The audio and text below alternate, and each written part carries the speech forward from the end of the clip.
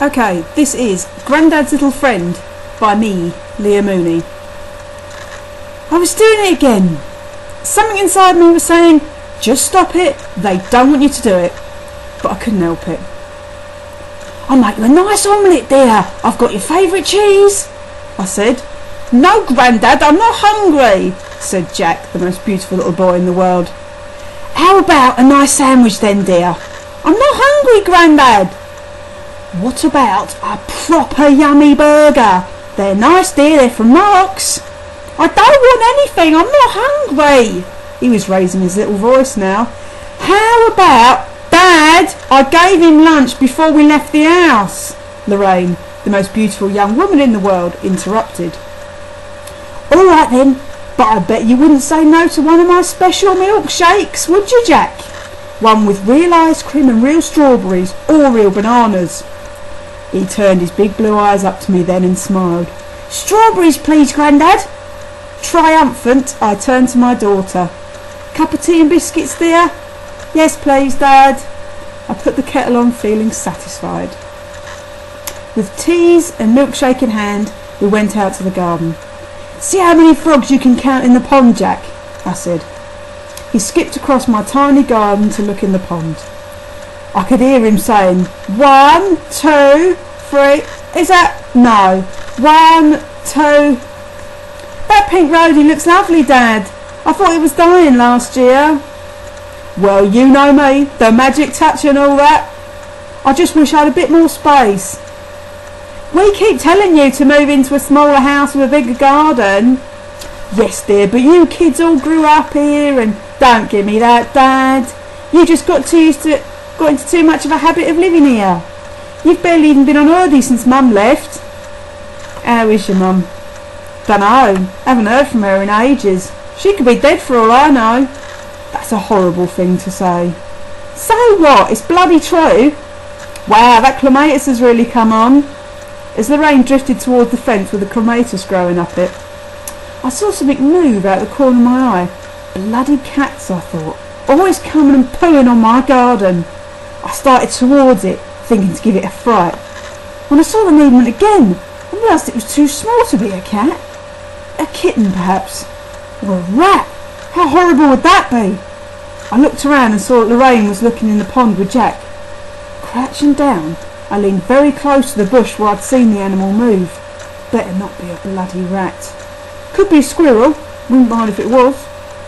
There was a very quick rustling and a head popped up between the flowers of the hydrangea. I couldn't catch what it was before there was another fast rustling as it scampered away. Lorraine! Lorraine, come over here! I just saw... I don't know what it was. What are you saying, Dad? She asked, coming towards me. I saw a weird little animal in the hydrangea. Jack came running over. What, Grandad? I couldn't help but think how handy it would have been if Jack had been where I was a few seconds ago. His sharp little eyes wouldn't have missed what it was. Was it a squirrel? Lorraine asked. No, definitely not a squirrel, I said. His ears were too big. Was it a mouse? Jack said. No, it was too big. A cat? Lorraine asked. No, it wasn't hairy enough to be a cat, and a bit too small too. Its head was too small. Lorraine was giving me a funny look now. Was it a fairy? Jack said. Lorraine and I laughed, but it almost struck a chord. My eyes aren't what they used to be. It's probably just a rat or even a mole. I only saw it for a second. Dad, I want to pop to the garden centre to get some hanging baskets. Do you want to come? Oh yes, dear, that'd be lovely. Oh no, no bloody garden centre, Jack said. Stop whinging, Lorraine said. Don't you want any sweeties then? I want sweeties. You'll have to come to the garden centre then. Don't want to. No sweeties then. With that, Jack swung round and kicked a pansy in one of the flower beds as hard as he could, and it came half out of the ground. Jack! Lorraine shouted, pack it in! Don't want to go to the garden centre! Jack bellowed back. Oh, bloody don't then. Dad, will you look after him for me while I go? Of course, dear, I said, trying not to sound too disappointed. I hadn't been out anywhere except to the supermarket for ages. Cheers, Dad, I shouldn't be long. So I was left with a foul-tempered Jack, who would when I'd have much preferred to have been looking at some bedding plants. Oh well. Do you want to watch some telly, Jack dear? Nothing on, Jack said. How do you know? There might be. What's time? 2:15. No, too early, nothing on. What about a game of cards? Boring. Snakes and ladders? Boring. I ended up having to get the quilt off my bed and make a tent for it by throwing it over 2 chairs in the living room. At least it kept the boy from wrecking the garden. He's a lovely little boy, but I do think Lorraine lets him get away with too much. She won't listen to me though. I was thinking about all this while I was sitting in the garden with a ciggy and a cup of tea. The kids think I've quit smoking. Oh well. It was quite warm, a bit overcast, and the wind was blowing the cigarette smoke out over the fence into the alleyway. I wish that fence was 12 foot high and a foot thick to keep out the sound of the yobs that live round here. My hands are taking on that gnarled claw-like quality, I think, as I light another fag. I'm also starting to look a bit like Nosferatu, apart from the teeth, which just look horrible. Jack was eating his dinner here the other night when he looked up and said, "Oh, Grandad, don't look at me with those teeth!" There was a rustling again in the Hyde Ranger. I had my back to it, didn't want to move in case I scared the animal away. Turning my head very slowly, I could just about see the bush moving out the corner of my eye. Something popped up again. Something about it did look like a kitten, but it was gone too quickly for me to see. Then it rose up again slowly. From the corner of my eye, it was definitely too big to be a rat, and it was sitting up like a meerkat. I risked twisting round a bit to get a better look. Whatever it was, it had a jet black face with white stuff on the top. Its ears were like a cat's, and its eyes were bulgy and quite big. Twisting round a little bit, I caught sight of tiny little jet black hands holding on to the heads of the Hyde Ranger before it saw me and disappeared down again. I went back into the kitchen thinking, little black hands. No, couldn't have been hands. But it was. I would have bet money on it that it had little black hands, not paws, but hands. What the hell could it have been? I suddenly remembered that my granddaughter, Becky, had given me a book about British wildlife for my birthday one year. Not sure why, I never really looked at it. Pulling out a drawer in the living room cabinet, I found out that Jack had been hiding some of the food I'd given him in there. Cheeky monkey, I thought. Monkeys! Of course! Monkeys had little hands, and aren't there black monkeys in the world? Yes, I think there are. That was it, definitely. Someone's pet monkey had escaped and got into my garden. It'd be just like their scumbags round here to keep a pet like that as well. Ears. I suppose I have to try and catch it and then return it to its owner. Ears. There might even be a reward for it. Ears. It'd be nice to let Jack see it before I gave it back though. Mystery solved. I pottered around in my garden before settling down on the sun lounger with a cup of tea and nodding off. I woke up to find myself looking at a pair of eyes that were nothing like a monkey's. They were bulging and white with huge violet irises. My eyes were only open a crack. The little creature was leaning up on a plant pot in front of me, looking up at me and blinking its long lashed eyelids. Its nose was flat like a pug, and it seemed to pull up its top lip, which exposed little black teeth. It had a receding chin which sat on a scrawny neck. The stuff on its head was white spiky hair, which stuck up between its fleshy cat's ears. Those little black hands were grasping the side of a plant pot, and I noticed that its skinny body was clad in what looked like yellow rose petals. I'm sure I didn't have those on before, so I'm sure I would have noticed such a bright colour. Not a monkey. Not even remotely a monkey. This thing was like a little gonk, or a strange little sprite. One of the petals fell down. It picked it up quickly and pushed it onto itself with what appeared to be a self-conscious look on its face. That couldn't be right. I must have still been asleep, but I didn't have vivid dreams. I was awake, and there was a strange creature, which was definitely not a monkey, looking at me. Jumping up, I knocked my teacup off the arm of the sun lounger and it smashed on the patio. The creature made a high-pitched whoop whoop sound and I dashed back into the kitchen. As I hurried into the kitchen, my hips screamed in protest. I jarred something in my haste and was now paying for it. The pain momentarily took my breath away and I could think of nothing else. I grabbed my pain pills out of the drawer, took two with a swig of orange juice and lowered myself into a chair. As I sat waiting for the painkillers to do their job, I thought, it wasn't a monkey, it wasn't any animal. It was more like a fairy, but that was ridiculous. Maybe I'm cracking up. For the first time in my life, I wish I knew how to use the internet. I suddenly had a brainwave. "Hello dear, it's Granddad," I said to Becky. "Granddad? Since when do you know my mobile number?" she said. "Oh, I got it off your dad, dear." "What are you after?" "What do you mean, dear?" "Oh, come off it. I never hear from you up here, and you've never ever rung on anyone's mobile, ever." "Well, it's very expensive, dear, and you are a long way away." "Seriously, Grandad, it's nice to hear from you, but what is it that you want? Come on, I've got books to read, pints to drink." "Oh, all right. I want you to look something up on the internet for me." "Ooh, you're not actually taking an interest in something, are you, Grandad?" "Actually, I'd like you to look up fairy tale creatures and mental health." "Wow, you are taking an interest in something that isn't gardening or grandchildren. Bloody hell, are you all right? You'll be out making friends next." "Grandad, why don't you go down the Legion anymore?" "The Legion? I haven't been down to the Legion in years." "Why not? I used to love having a pint down at the Legion." "My hip hurts when I walk and I can't drive anymore with my knee." "You could get a taxi." "Do you know how much they cost?" "Anyway, I can't be bothered with sitting listening to a load of grumpy old men talking about the war." "You're a grumpy old man and you used to love talking about the war." "Well dear, I dunno. Anyway, I saw it on the telly, all about this fairy story business, and I found it really interesting." I'd worked all this out before I picked up the phone. "I want you to look up garden fairy type creatures, and if it means anything, if you see one." "You mean like a superstition?" "Sort of, but more if it means if you're going a particular sort of mad." "You watch some funny old stuff.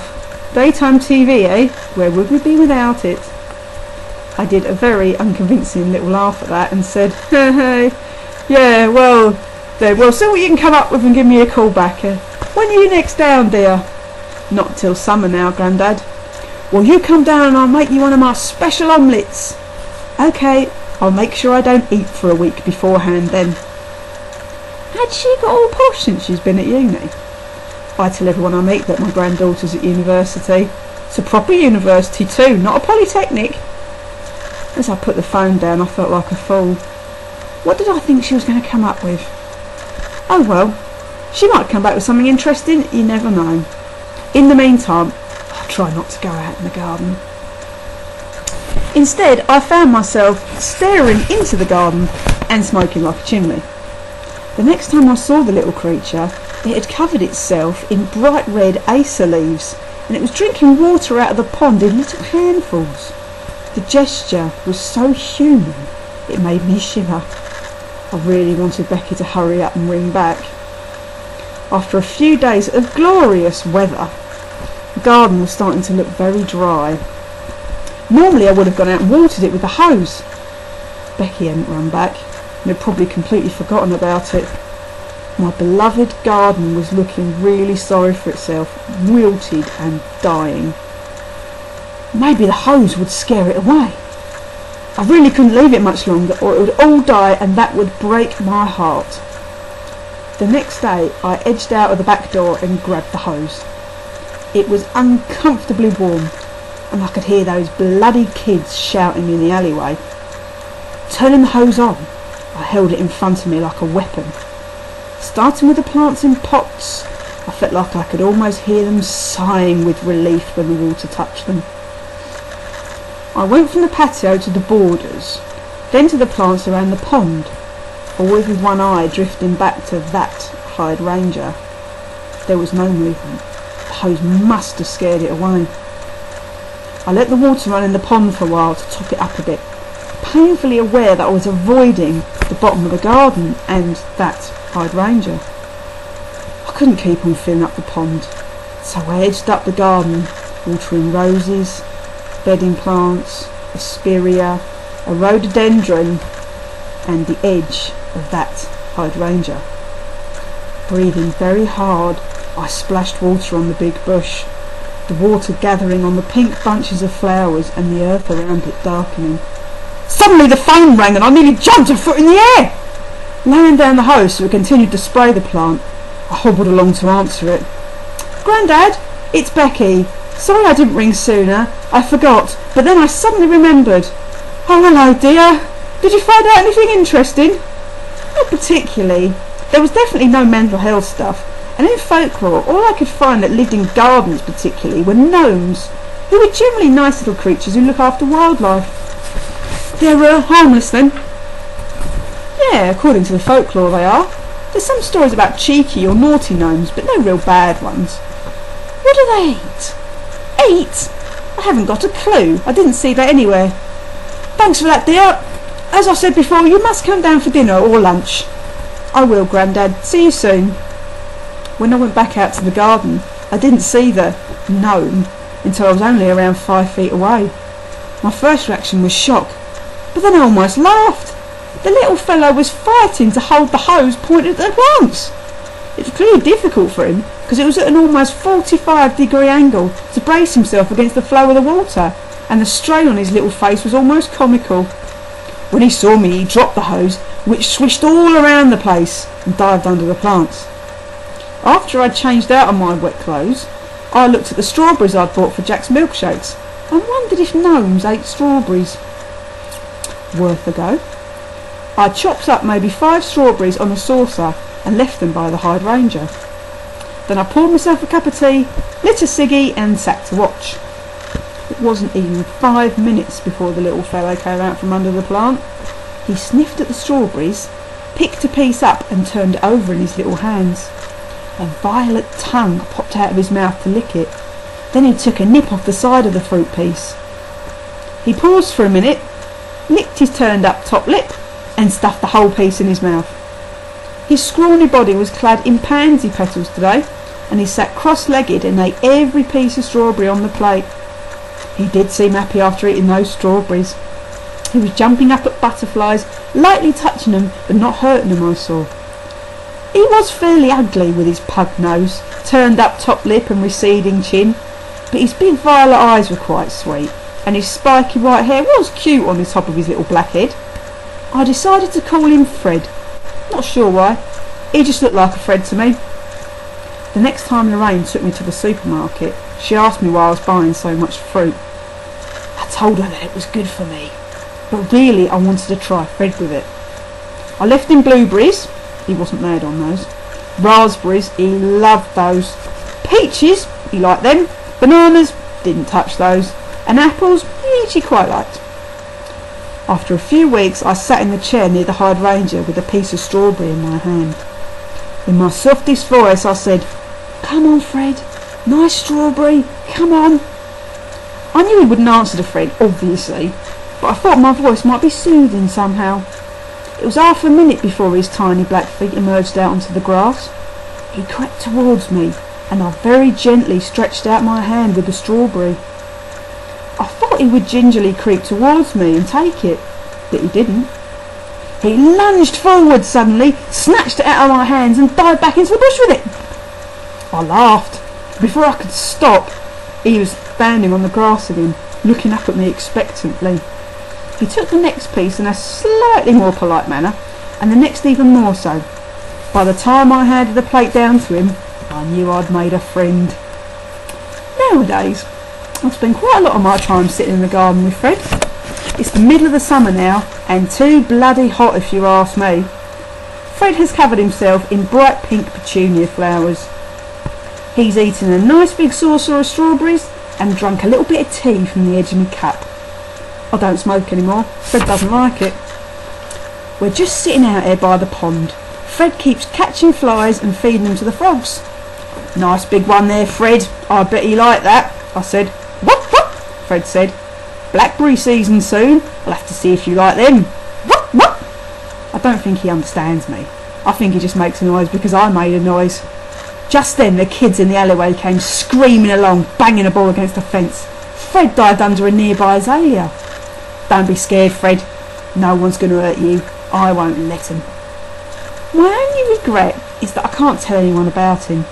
I'd love to share my secret with the kids, or little Jack, but particularly with Becky. She'd understand. I can't risk it though. I can't risk anything that might take Fred away from me. So, it's just me and my little friend in it together. Oh well,